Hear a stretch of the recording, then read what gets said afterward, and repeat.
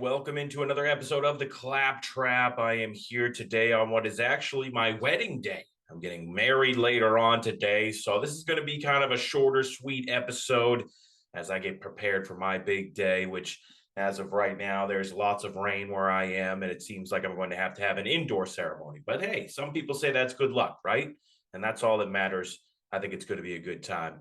I'm excited for it. But I'm also excited to talk about some other things. Today, we got the Bruins, who started their season with a huge win, 5-2 over to the Capitals. Wanted to get into a little bit of that. We'll talk a little bit about the upcoming Browns game and the Thursday night game that happened last night and how bad that was for the NFL overall. And we'll see if we can get into any other topics as well. We're going to do the gambling competition to finish off the show for today. But like I said, it'll probably be a shorter, sweeter episode as I have a pretty busy day ahead of me. So I think everyone can understand that.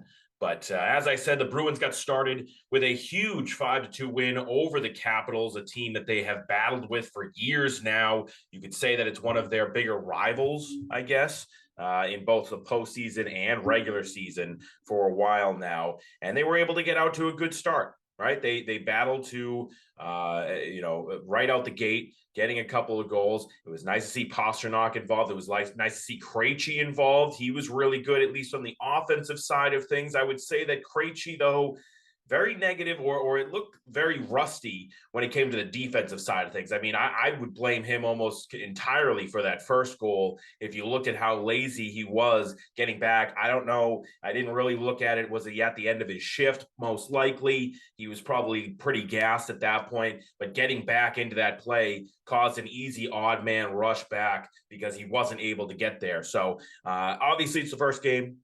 You got to be happy with the offensive performance. He had a goal and 2 assists in the game. And so happy to see him back and working with Pastrnak. And we'll see how that duo goes going forward. I'm excited to see what they can do.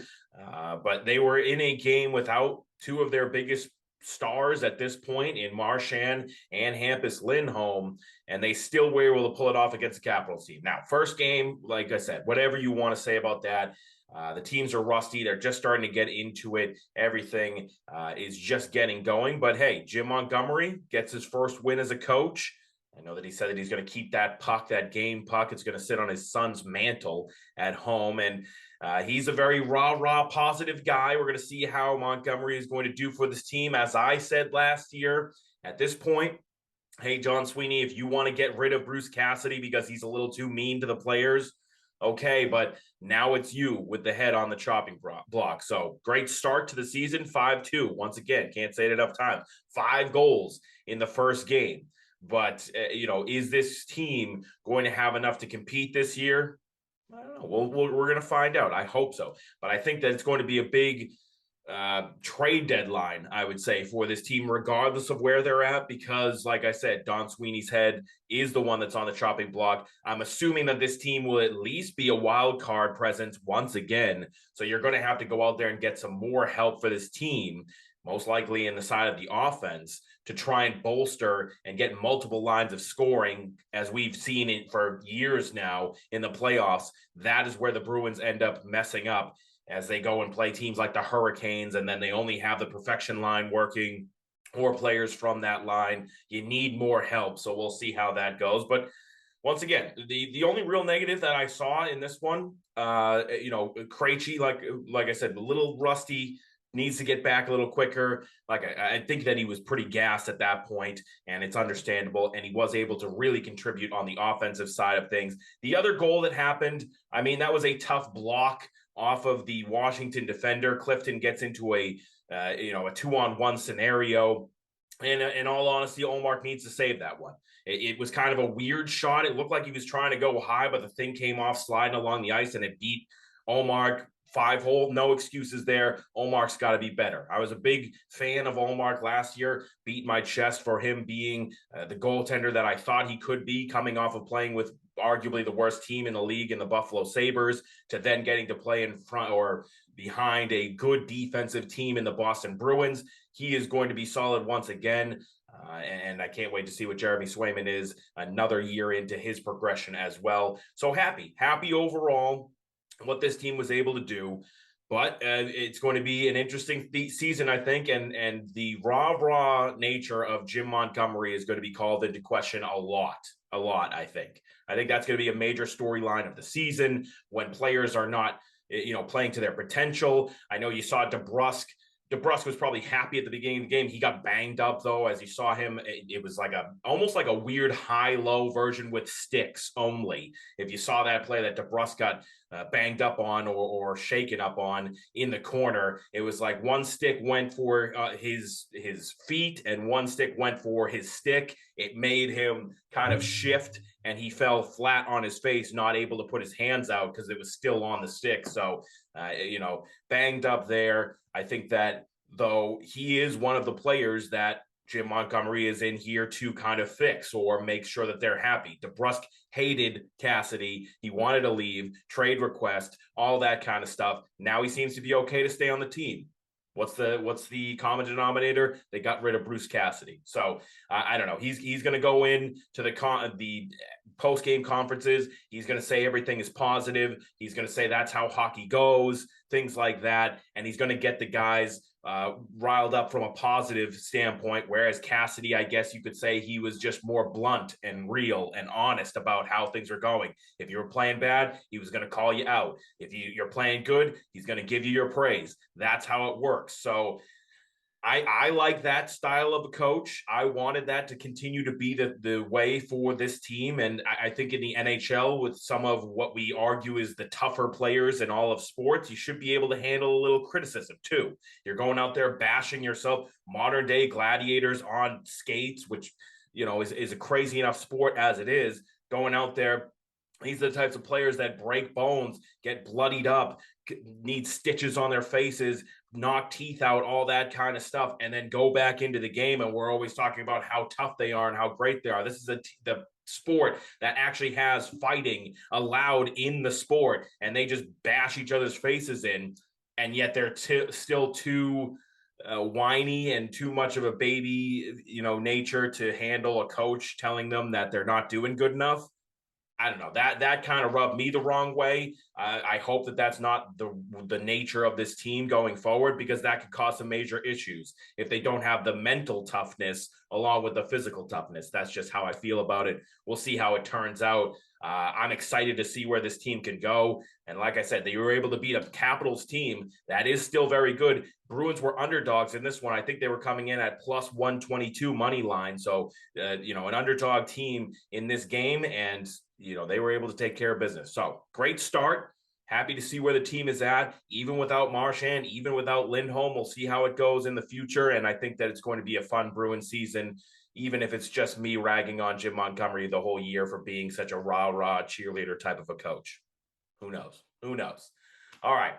Now, the other stuff going on around the sports world right now, we did have a Thursday night football game happen last night. And once again, as is to be expected now this year, the Thursday night games stink.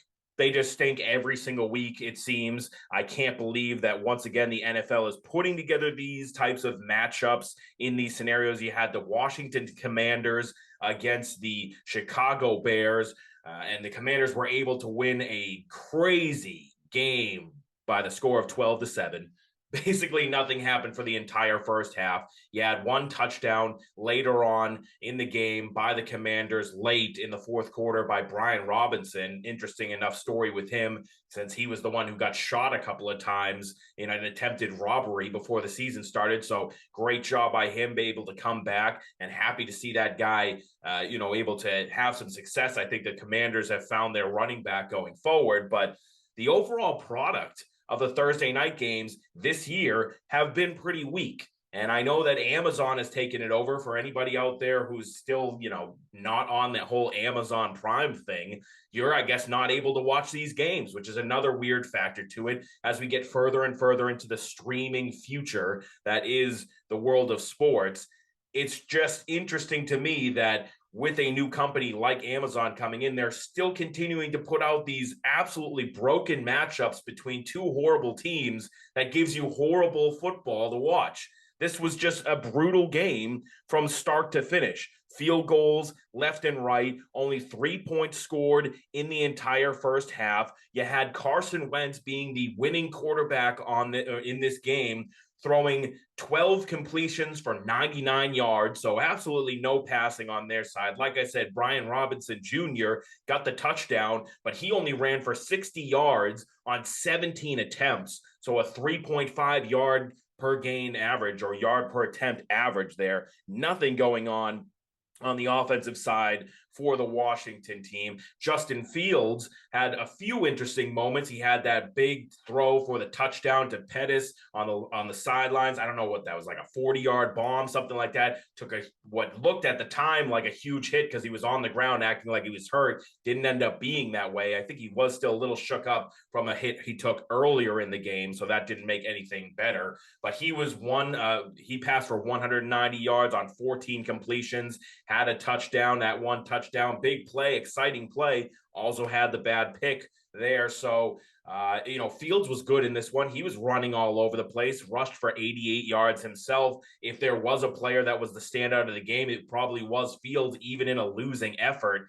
But still, I got to ask, I mean, people out there, are you actually watching this game with any, sort of attention span? At least not in New England, I don't think that we would be, because this is just absolutely brutal football, and we don't care about either of these teams that are not even in our conference. So who cares what's going on there? I know myself, not once again bringing it back to the whole wedding thing, I was still prepping for my wedding last night, so I kind of had it in the background as, background fodder or background noise, really, to just check in on. And of course, I'm obsessed with fantasy football and things like that, so I had implications there. But I don't know, if you don't have the fantasy football implications, if you don't have bets in on these games, which, don't get me wrong, nowadays it's starting to go further and further towards that style, or that's how people are nowadays. There is more sports gambling. There is more, fantasy football, and everybody's interested in stats and things like that. So that makes even games like this a little more entertaining. But overall,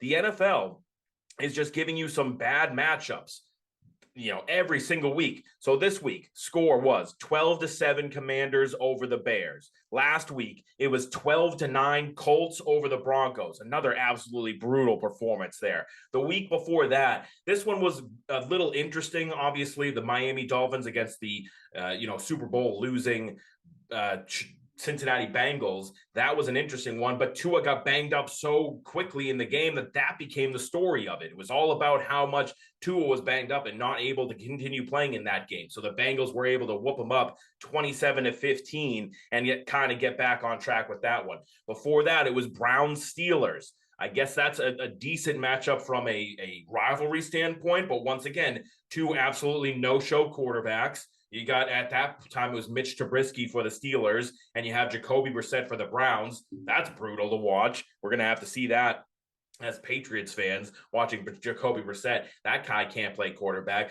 The only real matchup that I think so far has been good on the Thursday night games was week 2, Chargers-Chiefs. That was a great game. That was the first one. And those are the types of matchups that I'm sure Amazon Prime would be excited to have and host going forward. Week 1, you had Bills against Rams. That's just how that went down. And that one was an absolute blowout because you had the hungry dogs, the Bills, wanting to show everybody that they were legit, and the Rams were clearly on a hangover from the Super Bowl win. So I don't know. It's been quite the interesting run so far for Thursday night games. Like I said, I think only one of the 6 games that they've had now have actually been interesting, at least to me. I'm assuming to the most of the NFL fans out there, it's the same thing with that type of a matchup. Chargers, Chiefs, people are going to tune in. You got a up-and-coming quarterback in Herbert. You got the guy in Patrick Mahomes.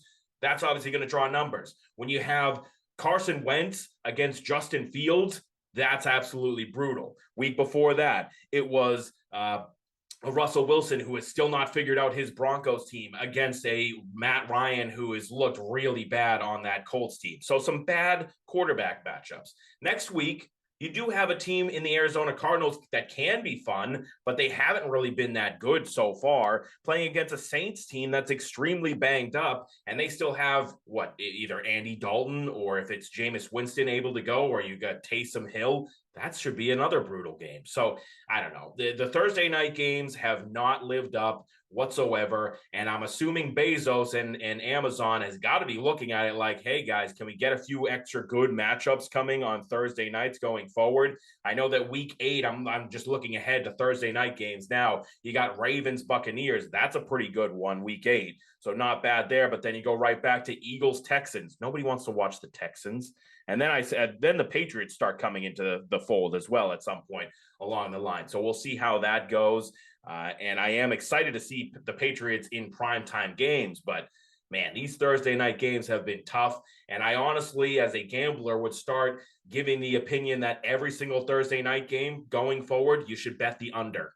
I don't care what the teams are. It seems like ugly football every single Thursday, and these teams don't know what they're doing, or at least can't figure it out on a Thursday night when they're normally playing on a Sunday afternoon. That's just how it goes, it seems. So overall product for Thursday night football, kind of a thumbs down on that one so far. 1 week out of the 6 that they've played has been good, I guess. One week. So it is what it is.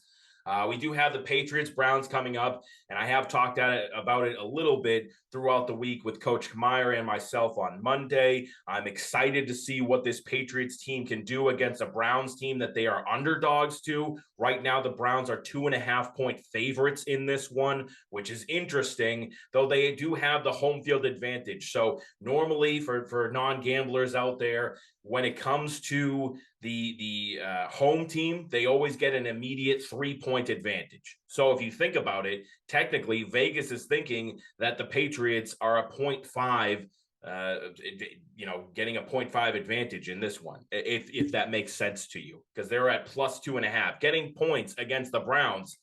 I feel like I'm going to have to take that. I don't know. I mean, we're going to give the picks by the end of the day here or the end of the show. But it feels, I was looking at it, and I've been the Patriots whisperer these last 2 games, got my Patriots picks right. I might have to take the points against the Browns in a game where you're going to be going up against Jacoby Brissett. And if Bill Belichick can't scheme up a good game plan against Jacoby Brissett, I don't know who he can do it against. Now, the run game does scare me. Nick Chubb, Kareem Hunt, that scumbag, that scares me. They have a good offensive line.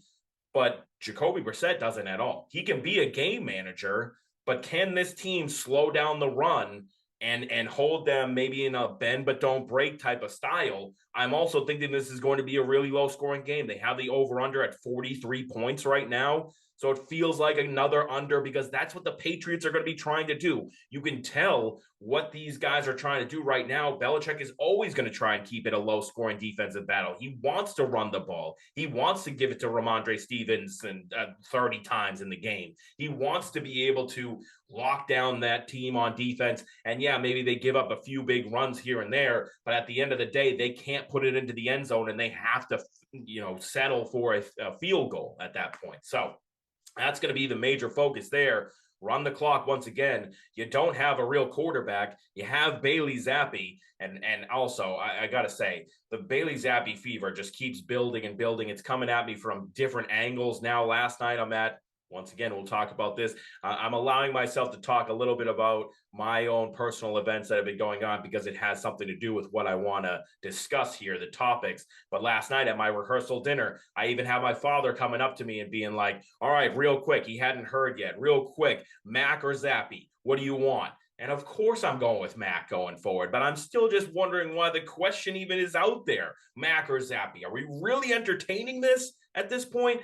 People are honestly entertaining Zappi based off of 1.5 games of mediocre football in which he hit a couple of wide open wide receivers and had absolutely all day to throw against a horrible Lions defense that couldn't get pressure or couldn't stop a nosebleed at that point. When you had even Isaiah Wynn, who did have a couple of really bad parts of the game, still able to hold up the pocket at points, that's when you know you have no pass rush. If you can't get past Isaiah Wynn, that guy is just an absolute, turnstile. He's letting people through with ease. So Zappi or Mac, it's still 100% Mac. And I also am calling right now, I know that we've been hearing reports about it, but he's going to play in the Monday night game against the Bears next week. So I'm excited to see Mac once he comes back. We just got to get through this game with one more of the Zappy experiment against the Browns. I'm not expecting much out of him on the offensive side of things. We'll see if Coach Kamier was right at all about this kid and he's able to do something in this one, because I got to assume, you have to think as a Patriots fan, that this team, this Browns team, is just going to look at us and say, all right, we got to stop the run. We got to force this Zappy kid to actually make throws, because so far all they've done is run the ball and then open up some play action passes where you have wide receivers completely open.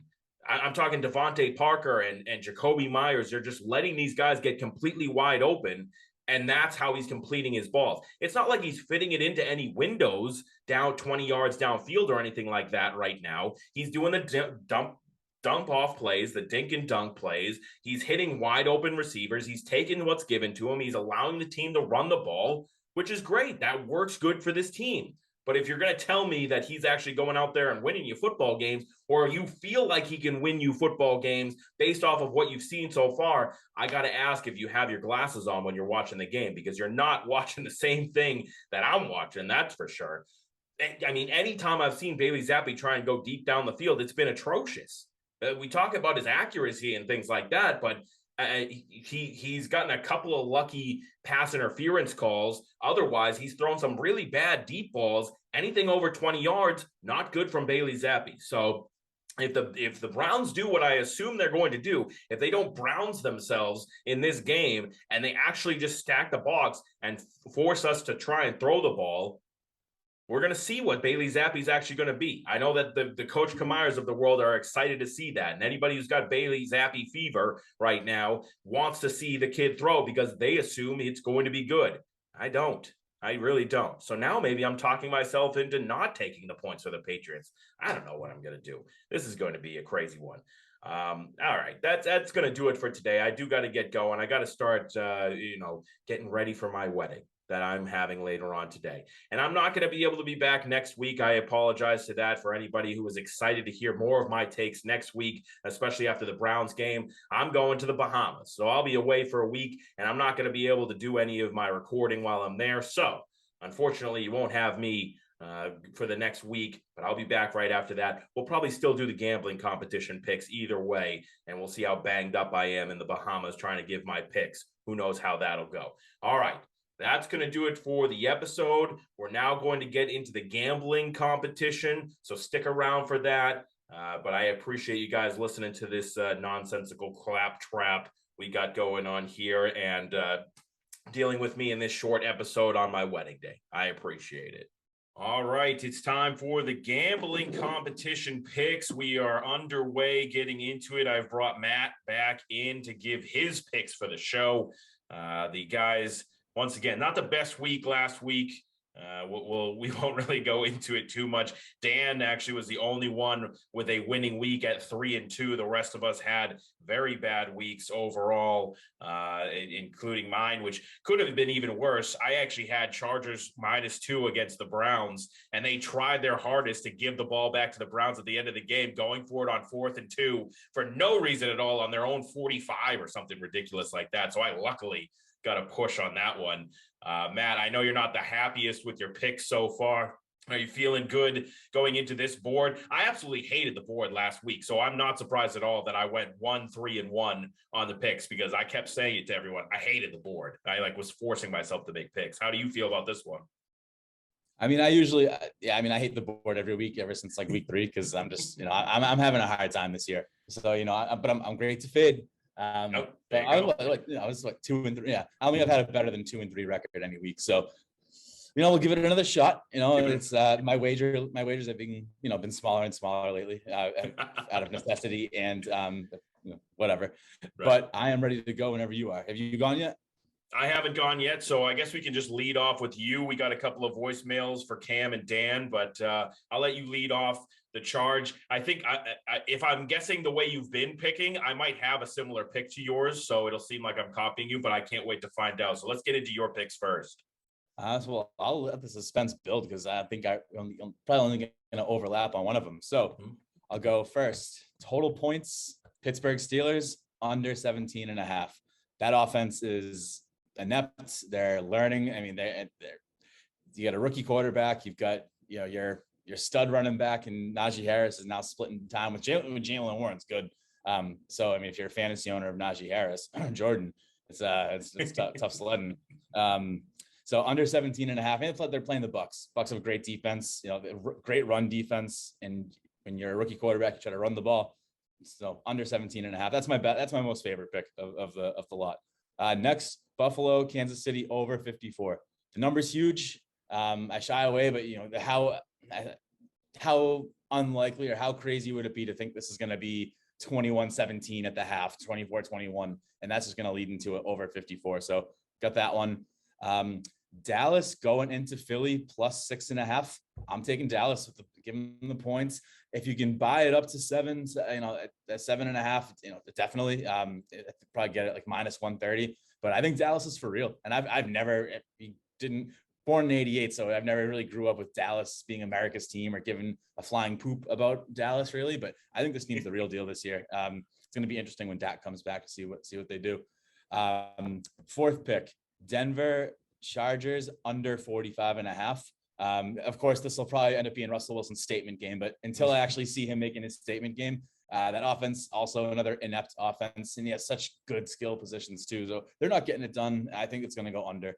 My last pick, you'll probably get all warm and fuzzy over this one. I'm going Patriots plus 2.5 going into Cleveland. I think if you can plan to somehow stop the running game, which not an easy task, but you've also, Jacoby Brissett. Bill's pretty good at game planning for guys he knows, guys that have played for him. So, and I'm starting to get a little bit of Zappy fever. So give me 2.5 plus 2.5 for the Patriots. All right, hey, that's good. I like that. I like that you're betting for the team. I don't feel good about it for you, to be honest. I convinced myself talking about it to not take the points for the Patriots because I think that the Browns are going to force the Patriots to pass, and then Zappy fever, everyone's going to find out what it really means. That means he stinks. He's under the weather. He's not going to be able to throw. I don't think that Zappy's going to be good if they force him to do that. We'll see how it goes, though. So I do like your picks. So I did copy one of your picks, or not copy it, but I had it. I figured you were going to go the same way. That's the Cowboys, and I'll start my picks. That's the Cowboys plus 6.5 at the Eagles. I think something's got to give with the Eagles. Eventually, they're just going to drop a game to somebody that we're not expecting anyways. Why not the Cowboys? They have a good defense. Like you said, they've played really good. They have good weapons on both sides of the ball. They still are, iffy about the quarterback situation, but otherwise, I think that they're pretty solid. So why can't they at least cover the plus 6.5? Give me Cowboys plus 6.5 in that Sunday night game. Next game I'm going with, I'll roll it back to the beginning of the picks. Ravens minus 5.5 at the Giants. I feel like Giants are obviously coming off of a big win against the Packers that they should not have had. The Ravens, I still like the Ravens regardless of how their defense has played over this entire season. At the beginning of the year, they were my team that I picked to win the AFC. I think they're going to continue to show that and do it against this Giants team that had no business beating the Packers last week. The team coming off of the big win is going to fall apart. So on that one. So give me Ravens minus 5.5 at the Giants. Next pick I'm going with Patriots, Browns under 43.5 points. I think, like you said, it's going to be all about defense for the Patriots. They're going to be trying to slow down the Browns, who can't pass it really anyways with Jacoby Brissett, but Chubb is legit. So even if they're getting gashed for a few runs here and there, I think they're just going to try and do the bend but don't break kind of thing, force them to kick field goals. I have no faith in Zappy to do anything on the offensive side of the ball. So the Patriots are going to run it a ton, and then maybe Zappy will have a couple of interceptions. It's just going to keep it low. I can't trust the Patriots. I feel like this is a trap game with everyone thinking, oh, the Patriots are coming back. Look what they did against the Lions. I can't take the points there. I think that it will just be a lower scoring game in that one. Next game I'm going with is Cardinals minus 2.5 at the Seahawks. I know that you've had Geno fever, and that's a good, they've been a fun team to watch at times, but they have given up now 39 points in the last game and 45 points to the Lions the one before that. I think that this Cardinals offense is good enough to be able to score on what seems to be a subpar Seahawks defense. I don't think that Geno's going to be able to hang with Kyler in this one. Kyler's been getting crapped on lately, but I think he's going to pull through and do some good stuff. So I'm taking Cardinals minus 2.5. And then my last pick, the one that I like the least of all my picks this weekend, I kind of just like couldn't find a fifth pick. So I went with this one. I'm going to take the points in the Panthers game. I'm taking Panthers plus 10 against the Rams. I just think that the Rams offense is still so crappy. But once again, like you said, this is going to be the breakout game for the Rams like it is for the Denver Broncos. And they're just going to go nuts. And everybody's going to be like, Cooper Kupp had 5 touchdowns in the game. It's ridiculous. And they destroyed the Carolina Panthers. I don't know. I don't trust the Panthers, but I will say that I think that the Rams' ineptitude on offense is going to show. Panthers can do enough to be within that plus 10. So give me Panthers plus 10 at the Rams. But like I said, that's my least favorite pick that I have so far. So those are our picks, right? And we're going to get now into, we'll go with Best Man Cam. I've been talking this episode about how today is my wedding. We're going to go with Best Man Cam here to start things off for the voicemail picks. Let's see what he does. Here we go. Cam with this week's picks. We got 3 in college, 2 in the NFL, starting college. Sounds like he's hurt. Eastern Michigan -2.5 versus Illinois. Northern Illinois. I mean, Northern Illinois is one of the worst teams in the country. Kent State and Toledo under 62. Kent State runs a lot, and Toledo's really good at stopping the run. So we got Utah -3 versus USC. Utah should be able to dominate on the ground against USC's defense. Now we'll go to the NFL. We got the Patriots +3 against the Browns. Kevin Stefanski's 33% against the spread as a favorite as the Browns coach. And we got the Colts -2 against the Jaguars. I just think this number is too small for the Colts being at home. So to recap, we have Eastern Michigan -2.5 versus Northern Illinois. Kent State, Toledo under 62. Utah -3 versus USC. Patriots +3 versus the Browns. Colts -2 versus the Jaguars. I mean, I don't know if he's just hung over from last night or if he's trying to do his best Bill Belichick impersonation. That was you left that brutal. today? Yeah, that was brutal energy. I don't know what he's doing. He's going to have to pump it up if he's going to do a best. Hopefully he's saving it all. Yeah, maybe he's saving the voice for later. I mean, that sounded worse or lower energy than his COVID picks when he did that a couple of weeks ago. Get that kid some chamomile tea. I need him to take an energy drink or something the next time before he gives his picks. That was brutal. But 3 in college, 2 in the pros. We'll see how it goes. Seems like he got the Patriots at +3 before it jumped down to +2.5. I don't know. We'll see how that goes. Maybe we'll have to talk that one over. But let's get into Mendez's picks. Dan was the only one last week that went 3-2 and had a winning week. Let's see if he can bounce back or continue it off of that. Clappy week 6. A little under the weather from the rehearsal dinner. All right, let's get these picks in. Cam Akers under 49.5 rushing yards versus Carolina. I was debating on going over, but he's only had 1 50-yard rushing game all year. I know they're going to be out there probably going to try to force feed the ball, but he's just really not that good at all. Second one, George Kittle over 44.5 receiving yards versus the Falcons. He's just due for a breakout game. That line's way too low. That could be 1 catch for him.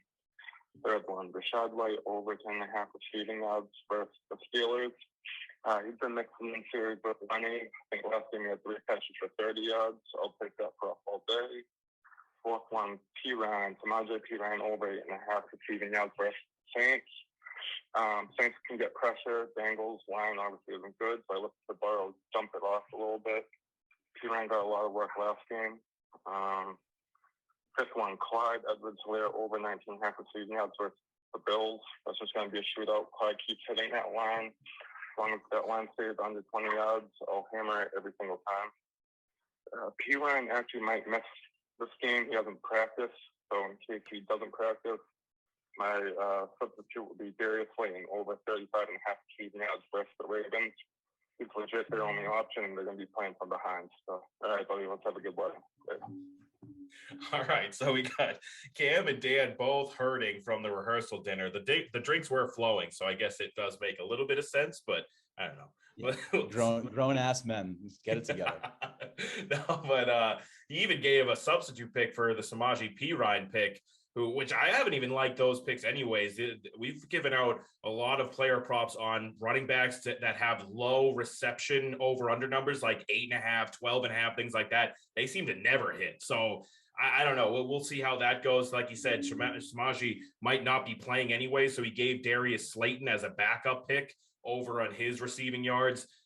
So we'll see how that goes. Tough to make you plan for the variable right there. I mean, they have to worry about what you're going to post. Shame on him. Shame. That's all right though. It's that's a nice extra editing for my wedding present from Danny there, I guess. No, it's no. Those are some good picks. Like I said, he was the only one going 3-2 last year. Or last week, the player prop picks have been okay so far for him. We'll see if he can get back into things, but. Yeah, it should be a good weekend. So nothing you want to mention about your last week's picks or anything like that, right? Nothing, no bad beats for you. I didn't even notice if you had any crazy bad beats or anything. Like I said, mine was the Chargers one going to a push there when they were just playing like bozos. Also, actually, while I have you here, the only other one, and I'll just get this really quickly before you got to go, I know, but I had Falcons Bucks over 46.5. And if it wasn't for that ridiculous roughing the passer call on Tom Brady, there may have been an option for that game to hit the over. I got to get your opinion on it as the resident Brady Bobo. That wasn't a roughing the passer, right?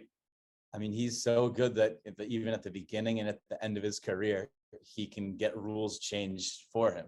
You know, his play incites so many people, gets so many people angry because he's so damn good that they have to go and change the rules around him. So, you know, whether it's the tuck rule, whether it's the roughing the passer, he's a game changer.